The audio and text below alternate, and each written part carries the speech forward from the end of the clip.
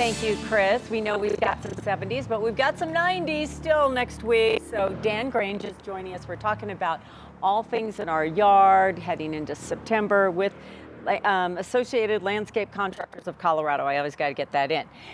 We've been talking, visiting here. There's a lot of things we can do right now to kind of prepare our grass and our yard and our flowers, but also things that we want to hang on to, the color, as long as we can.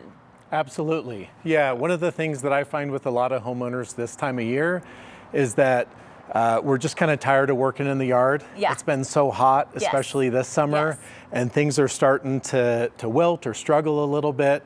I can't do anything about the weather as a landscaper, but what I can do is talk about how we can bring a little more visual interest to our yard this time of year. So I've got a lot of plants here. These were all donated by Wilmore Nursery in Littleton. And one of the great things about Wilmore is that they always have fresh blooming plants all year round. So they've always got good stuff. That's good. And so these are some of the things you would get right now? Yes, these were all picked up yesterday. So two of the plants I wanted to talk about first are these sedum over here. Yeah. So these are a little bit different than a lot of the plants that we have in our yard. Oh, I like that one. If you feel the leaf, it feels kind of like fleshy. It's like a succulent type plant. So this one's a autumn joy sedum.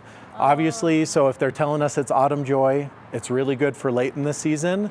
And they just bring a different texture, and then these flowers are going to turn really nice and pink really soon here.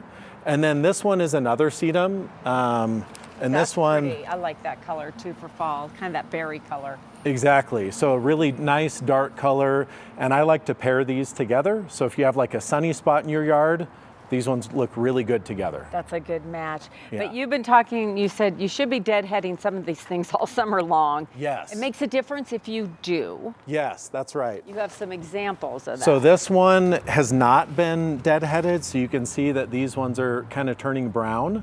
And so what you want to do is just go through with a set of pruners. You could do scissors and just kind of cut them down to the next leaf. So you don't have to go way down. No, you can do that at the end of the year. Okay. But for now and throughout the summer, you just want to cut this stuff off.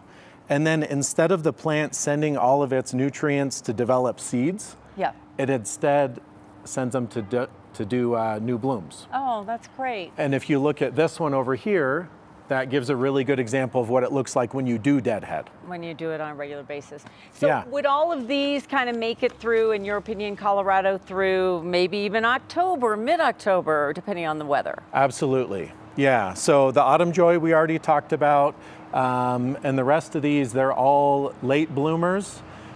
September and into early October. Somebody told me once it's good to have things that bloom in the spring, some in the middle of summer, and then have something that's a late one, so that you just kind of hang on to a little spice and color. Absolutely, that's right. And so a lot of times when people are really excited to plant, it's early in the spring, early in the summer, so you go to the garden center, you see all the stuff that looks good then, but then you don't plant anything that looks good later in the year. So the other thing, if I could talk about it, just some color combinations. So yellow and purple is always kind of a classic combo. So this is goldenrod here, and then in front is aster, so you can see how those look nice together. And then this one is Rudbeckia or black-eyed Susan, and then a Russian sage. So just a couple examples, not just of getting color, but really good color combinations this time of year. Yeah, that's nice, because you want to hang on, because these are some of the prettiest months in Colorado. Absolutely. So, and then I guess if we have those little cold snaps, if Chris Bianchi says we're going to get low, what would you say? Throw a sheet on them, throw a like loose net, anything to keep them through the night and hang on? You can if they're really fresh blooms, but a lot of these are good. A lot of these are native or native type, and you shouldn't have to fuss over them too much. That's even better. The other thing I'm reminded by this bee coming in. Yeah, he's been circling. Yeah, hopefully he stays on the plants and away from us. But some of the other cool things are there's certain plants that really attract different pollinators. Oh, and I'm sorry. I'm blocking you there. That bring some really good pollinators to the garden. So this one's a lavender, but it's a white lavender. It's pretty. So when I was pulling that out of Wilmore yesterday, the bees were loving this one. And then this one's called hyssop, and it's just a really cool looking plant, different color from a lot of things.